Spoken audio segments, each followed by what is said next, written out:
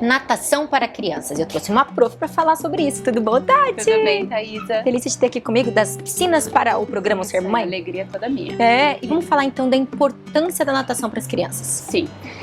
A natação ela envolve uma série de benefícios. Se a gente pensar só na natação como um esporte, eu já poderia citar vários, né? Condição cardiorrespiratória, tônus muscular, coordenação motora, uma série de benefícios.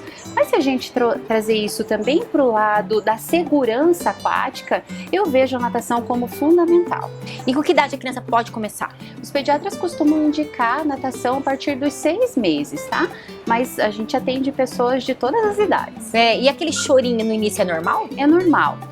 Até por uma questão de criança que não tem muito contato com outras pessoas, né? Uma criança muito novinha que ainda está em casa, não vai para escola, né? Até uma criança que talvez um possível trauma, algum acidente que tenha acontecido, até a separação da mãe, né? Às vezes assim, o professor acaba fazendo alguns exercícios que a criança precisa ser separada da mãe e ela não está preparada ainda para aquilo, ou só não está acostumada, né? Não conhece. E essa reabilitação na natação, ela é possível? Ela é possível. Então, eu vejo a natação, o medo da piscina sobre 2 olhares.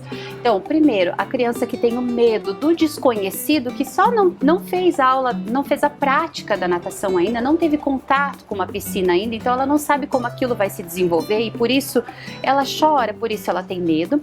E o medo pós-trauma, que é de algum acidente que pode ter acontecido, né? Um hotel, ou às vezes nós temos estudos que relatam o histórico de um parto um pouco mais doloroso, um pouco mais sofrido, e isso remete à piscina também, mas tudo é possível ali. Eu digo que talvez o caminho seja um pouco mais longo, mas o objetivo vai se cumprir da mesma maneira. E a gente tem as aulas individuais e as aulas em grupo, né, Tati? Qual que é a diferença delas? Na aula em grupo, o professor ele precisa cumprir a necessidade do todo, né, de todas as crianças. Então, às vezes fica um pouco mais difícil de trabalhar com aquela criança que é um pouco mais desenvolvida, aquela que mergulha tudo, que é super solta, né? E a criança que é o contrário, que chora mais, que tem um pouquinho de medo. Ele precisa favorecer o todo. Já no atendimento personalizado é diferente porque o profissional ele vai atender a necessidade daquela criança. Então ela vai se desenvolver mais rapidamente, com certeza. E você indica no começo, o que o pai primeiro tentar o grupo? Eu indico o grupo primeiro. Então ele vai para o grupo. Se ele tiver ali, naquele momento, alguma situação mais difícil, a criança que realmente não tem uma dificuldade para se desenvolver, ou às vezes até uma empatia com o professor, não rolou aquela química, sabe, para se desenvolver, fazer um bom trabalho, aí ele vem para o personal e escolhe o profissional que supre a necessidade, que atende a necessidade daquele pai e daquela criança. E ali precisa ser analisada a questão empatia também, o trabalho que o professor é capaz de desenvolver, né? Um método se mais humanizado, amoroso ou não, um método mais tecnicista, né?